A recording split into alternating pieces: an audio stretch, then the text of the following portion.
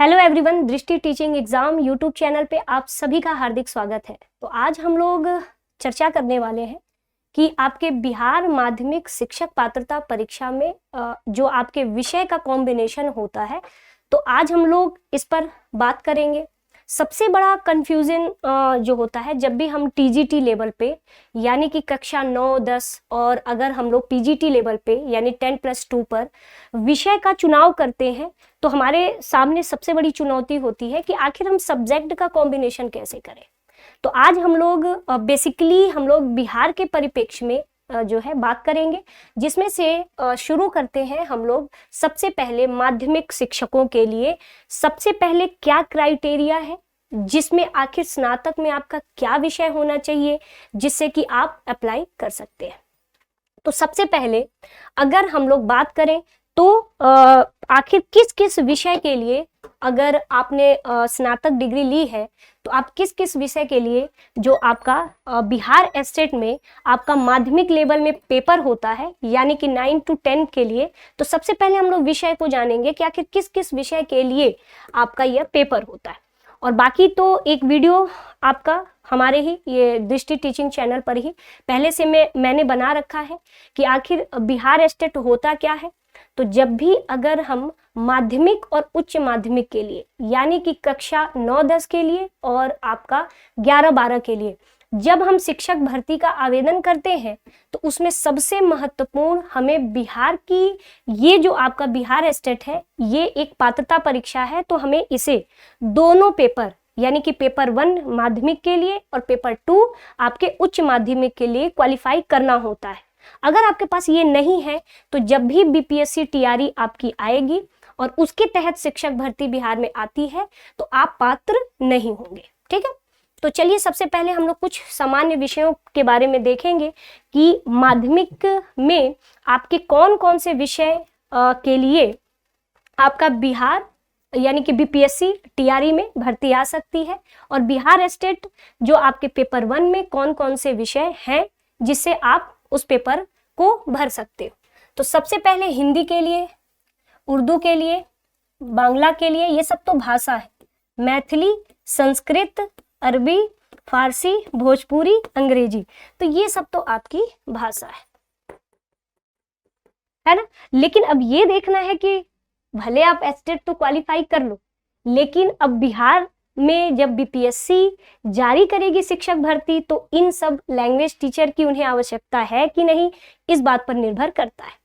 अब गणित के लिए सबसे मेन है कि हमारा मेन जो अगर लैंग्वेज देखा जाएगा तो वो हिंदी, उर्दू और संस्कृत और आपका अंग्रेजी। ठीक है, तो लगभग यही वैकेंसीज आपकी आती हैं। अब बात करेंगे गणित। असल में देखा जाए तो भाई 9 to 10 में मैथ्स पढ़ाया जाता है और आपका विज्ञान पढ़ाया जाता है और सोशल साइंस पढ़ाया जाता है। ठीक है, और हम लोग लैंग्वेज में चर्चा करेंगे कि भाई हिंदी, संस्कृत और आपका ये आपका अंग्रेजी और आपका उर्दू, है ना। ये लैंग्वेज चूज करना होता है। आपके हाई स्कूल में तो जनरली आप जानते हो कि हिंदी और इंग्लिश ये दोनों होता ही होता है। ठीक है, तो आइए देखते हैं। हम लोग सबसे पहले बात करेंगे आपके सब्जेक्ट कॉम्बिनेशन की सोशल साइंस के लिए, है ना। देखिए, सोशल साइंस में सबसे पहले कि आपके पास जो पेपर 1 है, पेपर 1 यानी कि माध्यमिक शिक्षक के लिए आप बिहार स्टेट का जो फॉर्म डालोगे, तो अगर आप सोशल स्टडी के लिए डाल रहे हो तो आपके पास स्नातक प्लस बीएड होना चाहिए। और स्नातक विषय, आखिर आप सोशल स्टडी में आप क्राइटेरिया में जा रहे हो, इसके शिक्षक बन रहे हो, तो आपका ग्रेजुएशन में क्या होना चाहिए, तो इतिहास, भूगोल, राजनीति शास्त्र, अर्थशास्त्र में से 2 विषय में आपका स्नातक होना चाहिए। ठीक है, 2 विषय आपका होना चाहिए। लेकिन इसमें सबसे महत्वपूर्ण बात है आपका क्या, तो सबसे महत्वपूर्ण बात है कि आपका इतिहास या भूगोल में से एक विषय में ग्रेजुएशन होना चाहिए। जैसे कि यदि आपको सोशल स्टडी का टीचर बनना है, तो सबसे पहले आपका ग्रेजुएशन किससे होना चाहिए, तो ग्रेजुएशन में आपका इतिहास, भूगोल, राजनीति शास्त्र और साथ ही अर्थशास्त्र, इनमें से 2 विषय में आपका ग्रेजुएशन होना चाहिए। लेकिन साफ शब्दों में उसमें कहा गया है कि जिसमें से एक विषय के तौर पे आप ग्रेजुएशन में इतिहास लिए हो या भूगोल लिए हो, ठीक है, इनमें से कोई एक विषय आपका होना ही चाहिए। बाकी इसके साथ अगर आप कोई विषय रख रहे हो तब जाकर के आगे बात बनेगी। अब आप कहोगे कि ठीक है मैम सब्जेक्ट कॉम्बिनेशन हुआ क्या? तो देखो, सबसे पहले यदि आपके पास पहला विषय भूगोल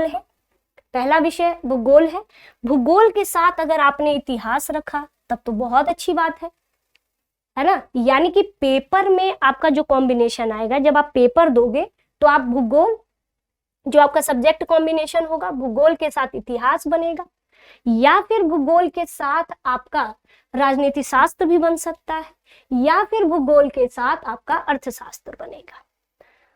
अब या तो आपके पास इतिहास है, या तो आप इतिहास है एक सब्जेक्ट के रूप में, अब इतिहास के साथ आपने दूसरा सब्जेक्ट भूगोल, या फिर आपने इतिहास के साथ राजनीति शास्त्र या इतिहास के साथ अर्थशास्त्र, इस 2 विषय से आपने किया हो स्नातक, ठीक है।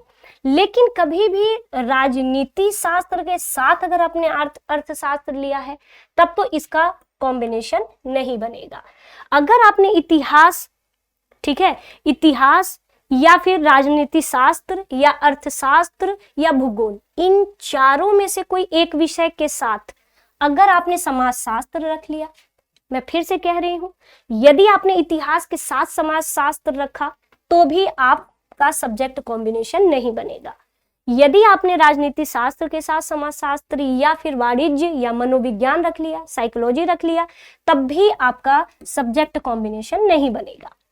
यानी आपने अर्थशास्त्र यानी आपने इकोनॉमिक्स के साथ साइकोलॉजी ले ली या इकोनॉमिक्स के साथ समाजशास्त्र ले लिया, तब भी आपका कॉम्बिनेशन नहीं बनेगा। या फिर आपने भूगोल पहले विषय के रूप में रखा है, उसके साथ आपने सोशियोलॉजी ले लिया, या फिर आपने साइकोलॉजी ले लिया, ठीक है, या फिर आपने उसके साथ कॉमर्स ले लिया, तब भी आपका कॉम्बिनेशन नहीं बनेगा। या फिर एक विषय के तौर पे आपने या तो भूगोल और भूगोल के साथ कोई भी अन्य विषय इसके अलावा, मतलब कि भूगोल के साथ इतिहास, राजनीति शास्त्र, अर्थशास्त्र के अलावा अगर आपने कोई विषय रखा तब भी आपका कॉम्बिनेशन नहीं होगा।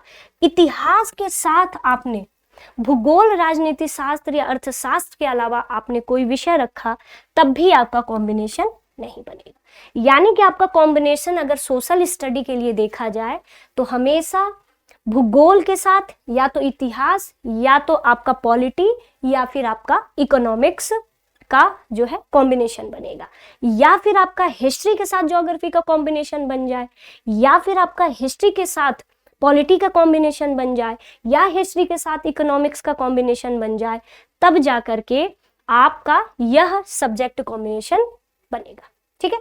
तो ये आपका क्या था, जो है सोशल स्टडी का क्राइटेरिया था, जो कि आपके एस्टेट पेपर फर्स्ट के लिए।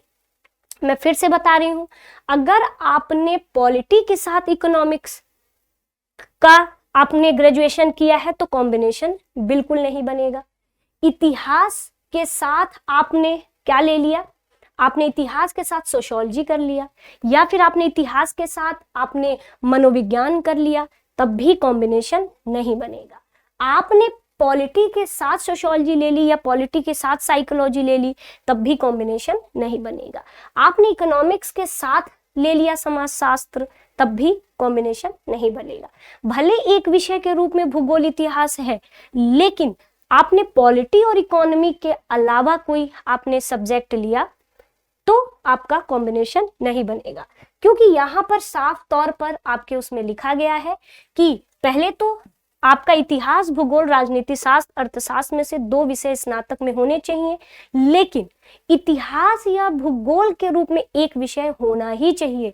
उसके साथ यानी इतिहास के साथ आप या तो भूगोल रखें, इतिहास के साथ आप राजनीति शास्त्र रखें, या इतिहास के साथ आप अर्थशास्त्र रखें, या फिर आप भूगोल के साथ इतिहास रखें, या भूगोल के साथ राजनीति शास्त्र रखें, या भूगोल के साथ आप अर्थशास्त्र रखें, तब जाके आपका सब्जेक्ट कॉम्बिनेशन होगा।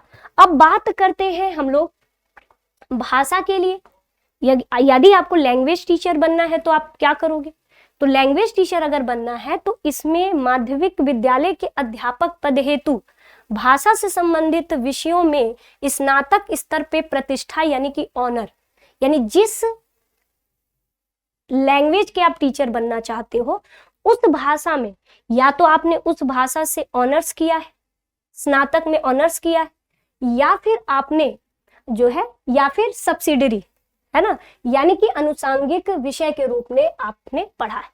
यानी स्नातक में आपका वह विषय होना चाहिए जिस विषय के शिक्षक बनने के लिए आपने आवेदन किया है।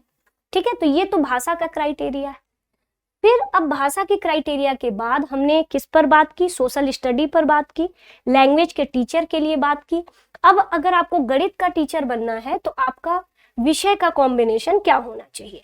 तो देखिए, अगर आपको गणित का अगर शिक्षक बनना है तो सबसे पहले तो आपके पास ग्रेजुएशन की डिग्री और साथ में बीएड होना चाहिए। और ग्रेजुएशन में क्या होना चाहिए? तो एक गणित तो होना ही चाहिए, बिना गणित के काम नहीं होने वाला। गणित के साथ आपका भौतिकी या इलेक्ट्रॉनिक्स सब्जेक्ट हो, या गणित के साथ आपका कंप्यूटर साइंस रसायन विज्ञान हो। यानी कि गणित तो है ही, लेकिन गणित के साथ 2 विषय और होने चाहिए। कितने होने चाहिए? 2 विषय और होने चाहिए।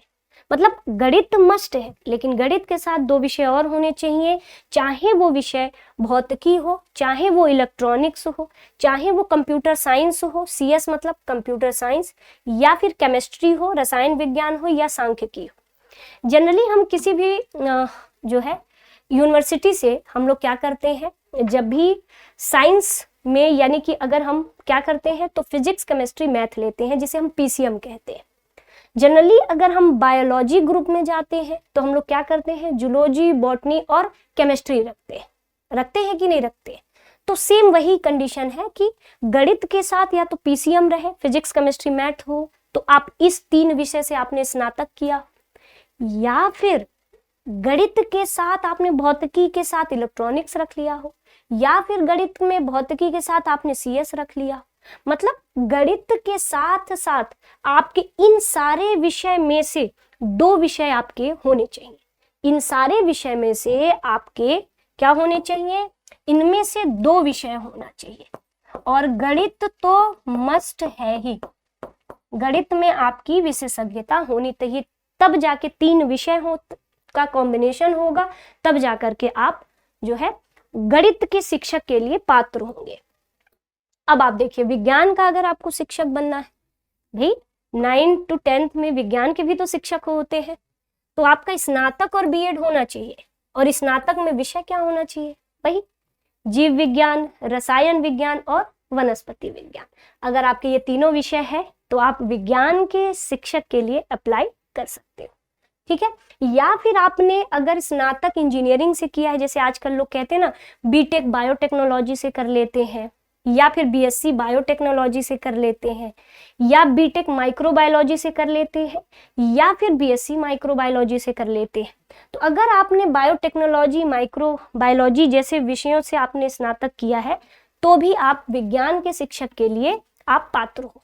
ठीक है, साथ ही साथ स्नातक से इंजीनियरिंग होना चाहिए, लेकिन विज्ञान में आपकी विशेषज्ञता होनी चाहिए, तब जाकर के आप जो है माध्यमिक के लिए, विज्ञान शिक्षक के लिए आप पात्र होगे। ठीक है, चलिए, तो हम लोगों ने माध्यमिक स्तर में विज्ञान, गणित और हमने सोशल स्टडी, ये सारे विषय का हमने सब्जेक्ट कॉम्बिनेशन बताया था। अब जैसे कि यहाँ हमने गणित वाले, जैसे गणित के शिक्षक के लिए हमने आपको सब्जेक्ट कॉम्बिनेशन में कहा कि भाई गणित तो मस्ट है ही, गणित होना चाहिए, लेकिन गणित के साथ रसायन विज्ञान हो या तो भौतिक विज्ञान हो, गणित के साथ रसायन विज्ञान या इलेक्ट्रॉनिक्स हो, गणित के साथ सांख्यिकी हो या भौतिक विज्ञान हो, गणित के साथ आपका भौतिक विज्ञान हो या कंप्यूटर साइंस हो। अब आप कहोगे कि मैम कंप्यूटर साइंस के शिक्षक के लिए और हमारे पास क्या डिग्री होनी चाहिए? तो ये तो होना चाहिए कि भाई आपका कंप्यूटर साइंस या भौतिक विज्ञान या गणित होनी चाहिए, लेकिन अगर सीए से है, जैसे कंप्यूटर साइंस से है, तो जिसमें बीसीए की डिग्री को भी स्नातक के दर्जे के रूप में माना जाएगा।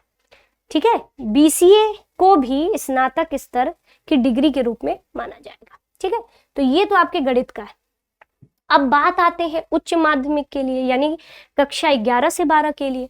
तो उसमें हम देखेंगे कि इसमें हिंदी, उर्दू, अंग्रेजी ये सब लैंग्वेज के शिक्षकों के लिए, साथ में आप गणित के लिए भी 10+2 अप्लाई कर सकते हैं। भौतिक विज्ञान, रसायन विज्ञान के शिक्षक, जंतु विज्ञान, इतिहास, यहाँ पर सभी विषय अलग अलग हैं।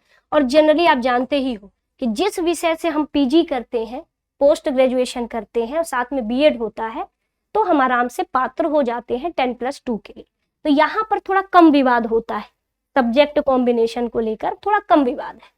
ठीक है, अब वाणिज्यिक यानी कि कॉमर्स का अलग से, आप कंप्यूटर साइंस के लिए, कृषि के लिए, संगीत के लिए, इतने विषय के लिए जो है, अगर शिक्षक भर्ती में इन सब विषयों के लिए अगर सीट आती है तो आपके पास उच्च माध्यमिक स्तर का एस्टेट क्वालिफाई होना चाहिए, यानी पेपर 2 आपके पास होना चाहिए। अब यहाँ पर देखते हैं आपका फिजिक्स। अगर आपको फिजिक्स का शिक्षक बनना है 10+2 में, तो इसमें जो सब्जेक्ट पोस्ट ग्रेजुएशन लेवल पे, अगर आपने फिजिक्स से एमएससी कर लिया है तो मस्ट, बहुत अच्छी बात है। या फिर आपने इलेक्ट्रॉनिक्स से बीटेक कर ली, मतलब एमटेक कर लिया है, तब भी आप भर सकते हो। अप्लाइड फिजिक्स, न्यूक्लियर फिजिक्स, यानी इस तरह की चीजों से आपने मास्टर डिग्री ली है तो आप पीजीटी के लिए, मतलब आप 10+2 के लिए आप पात्र हो। केमिस्ट्री में आजकल केमिस्ट्री या बायोकेमिस्ट्री से लोग एमएससी एमटेक करते हैं, तब भी आप पात्र हो, लेकिन आपके पास बीएड की डिग्री होनी चाहिए। इकोनॉमिक्स के लिए तो आजकल इकोनॉमिक्स से लोग एमए करते हैं, अप्लाइड इकोनॉमिक्स से करते हैं, बिजनेस इकोनॉमिक्स से। तो अगर आपके पास इस तरह की डिग्री हो तब भी, तो 10+2 में इतना ज्यादा नहीं होता है। अगर मैंने उस विषय से किया है, मेरा पीजी है, तो मैं पात्र हूं आपके 10+2 के लिए। ठीक है, जूलॉजी बॉटनी में तो आराम से बहुत आसान है। आपने बॉटनी से जो है एमएससी किया है, या फिर जूलॉजी से एमएससी किया है, लाइफ साइंस से, बायो साइंस से, जेनेटिक, या आपने किसी विषय से जैसे बायोटेक्नोलॉजी से एमटेक कर लिया है, तो आप पात्र हो। मैथमेटिक्स से जैसे एमएससी मैथमेटिक्स से किया है, या एमएससी अप्लाइड मैथमेटिक्स से किया है, तब भी आप पात्र हो। तो एक बार आप इसे देख लो। तो हम लोगों ने ये सारी बातों पर, विषय के कॉम्बिनेशन पर चर्चा किया है। अब आप कहोगे कि मैम कब तक ये बिहार स्टेट की परीक्षा होती है? तो जनरली मेरे प्यारे बच्चों, जो स्टेट आपका पहला पेपर हुआ था, तो कैलेंडर जब आया मेरे प्यारे बच्चों, तो कैलेंडर में इसमें पहला एग्जाम डेट यानी 2024 में जब आया था, तो पहला एग्जाम जो डेट आई थी, तो वो कब से कब तक थी? 1 से 20 मार्च। लेकिन बाद में इस एग्जाम की डेट को बदल दिया गया था मार्च में, और फिर पेपर हुआ था 18 मई से लेकर के पूरा 20 जून तक हुआ था। लेकिन आज तक 3 महीने हो गए, इसका रिजल्ट नहीं आया। अब बात करते हैं एस्टेट पेपर 2 की। तो एस्टेट पेपर 2 की, तो इसके फॉर्म भरवा लिए हैं, है ना, फॉर्म जो है इसका भरवा लिया गया है। लेकिन इसका जो एग्जाम डेट दिया गया था वो 10 तारीख से, यानी कि सितंबर में ही दिया गया था। 10 से 30 सितंबर आपके कैलेंडर में जारी किया गया था कि 10 से सितंबर में पेपर होगा। लेकिन पेपर अब तक नहीं है। यानी कि फॉर्म तो भरवा लिया था, और फॉर्म कब भरवाया था? तो इसका जो आवेदन था वो 26 जुलाई से 11 अगस्त के बीच में इन्होंने क्या किया था? आवेदन करवाया था। तो आप सोच सकते हो कि अगला स्टेट कभी आएगा, जब पेपर फर्स्ट का पेपर कराने के बाद रिजल्ट अब तक नहीं आया है। फिर स्टेट जो पेपर 2 है, उसका आवेदन लेने के बाद एग्जाम डेट ही नहीं आया है। तो आप खुद सोच सकते हो कि जो अगला स्टेट होगा वो कहीं ना कहीं उसमें थोड़ा समय लग सकता है। ठीक है, तो ये आपके अभी नोटिफिकेशन पे हम लोगों ने चर्चा की कि अभी कोई नोटिफिकेशन नहीं है, अभी वही सारी चीजें हैं जो आपका आवेदन लिया गया है उसी की चीजों, अभी वही चीजें क्या है, पेंडिंग है। अगर विषय चयन से लेकर के आपके दिमाग में अब अगर कोई कंफ्यूजन अभी भी है तो आप कमेंट बॉक्स में कमेंट कर सकते हैं। तो चलते हैं स्टूडेंट्स, आज के लिए इतना ही। आप सभी का बहुत बहुत धन्यवाद।